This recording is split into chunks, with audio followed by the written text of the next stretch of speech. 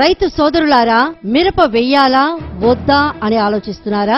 ఇప్పుడున్న క్లిష్ట పరిస్థితుల్లో తక్కువ పెట్టుబడితో అధిక దిగుబడినిస్తూ ఈ కష్టకాలంలో రైతుకు అండగా నిలబడిన విత్తనం వచ్చింది. మీరు చూసారా? మీరు విన్నారా? అయితే మీకోసం వచ్చేసింది ఫార్మ్ టెక్ అగ్రి సీడ్స్ వారి విశ్వ 117. ఇది పండు పినేసే రాలదు. మన పూత కాన రావటం ఏమంటే తక్కువ కాయద్ది, దానికి కూడా ఆగుద్ది. ఆ ఊరు రైతులు మొత్తం 50 మంది ఆకొచ్చారు. 50 మంది మెచ్చుకునే విత్తనం ఇదే.